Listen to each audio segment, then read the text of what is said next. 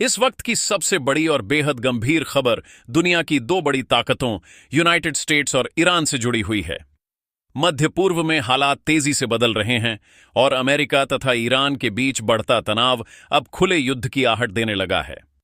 पूरी दुनिया की नजरें इस समय वॉशिंगटन और तेहरान पर टिकी हुई हैं।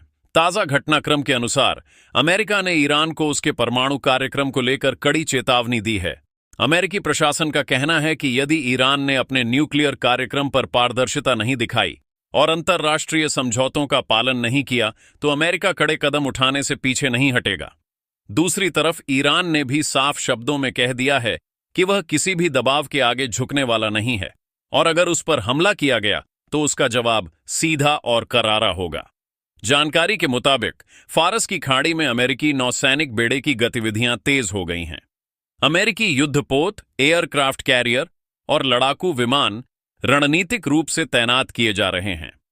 रक्षा सूत्रों का कहना है कि यह तैनाती सिर्फ एहतियात के तौर पर है, लेकिन विशेषज्ञ इसे संभावित सैन्य कार्रवाई की तैयारी मान रहे हैं।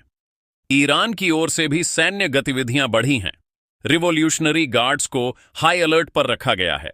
मिसाइल सिस्टम की तैनाती और एयर डिफेंस नेटवर्क को मजबूत किया जा रहा है। ईरान का कहना है कि उसकी सैन्य ताकत किसी भी बाहरी हमले का जवाब देने में सक्षम है।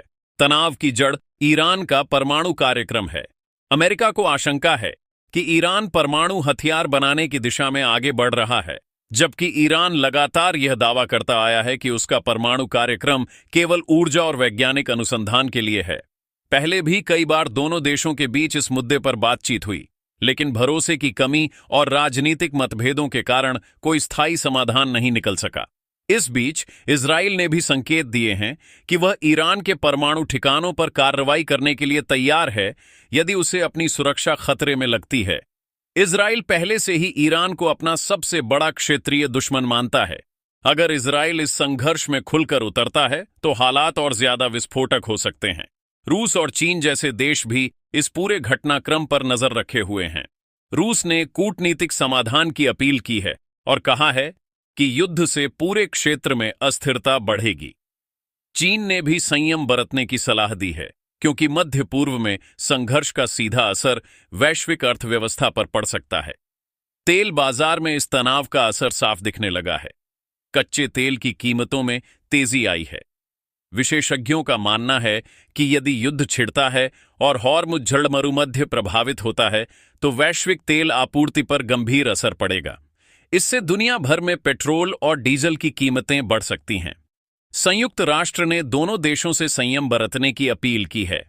कई यूरोपीय देश भी कूटनीतिक बातचीत को फिर से शुरू करने की कोशिश कर रहे हैं, लेकिन जमीनी हकीकत यह है कि बयानबाजी लगातार तीखी होती जा रही है और सैन्य तैयारी भी साथ साथ बढ़ रही है। अगर यह तनाव युद्ध में बदलता है तो इसका असर सिर्फ अमेरिका और ईरान तक सीमित नहीं रहेगा। इराक, सीरिया, लेबनान और पूरे खाड़ी क्षेत्र में अस्थिरता फैल सकती है। ईरान समर्थित समूह भी सक्रिय हो सकते हैं, जिससे संघर्ष कई मोर्चों पर फैल सकता है। विशेषज्ञों का कहना है कि यह स्थिति बेहद नाजुक है। एक छोटी सी गलती या गलतफहमी बड़े सैन्य टकराव में बदल सकती है। साइबर हमलों, ड्रोन स्ट्राइक और मिसाइल हमलों की आशंका भी जताई जा रही है। आधुनिक युद्ध पारंपरिक युद्ध से अलग होता है और इसमें तकनीक की भूमिका बेहद अहम होती है। अमेरिका की रणनीति स्पष्ट है कि वह ईरान पर दबाव बनाकर उसे परमाणु कार्यक्रम सीमित करने के लिए मजबूर करना चाहता है। वहीं ईरान इसे अपनी संप्रभुता का मुद्दा बता रहा है और कह रहा है कि वह अपने अधिकारों से पीछे नहीं हटेगा। फिलहाल दुनिया इंतजार कर रही है कि क्या कूटनीति आखिरी वक्त पर कोई रास्ता निकाल पाएगी या फिर मध्य पूर्व एक और बड़े युद्ध का गवाह बनेगा। हालात हर घंटे बदल रहे हैं और आने वाले दिन बेहद निर्णायक हो सकते हैं।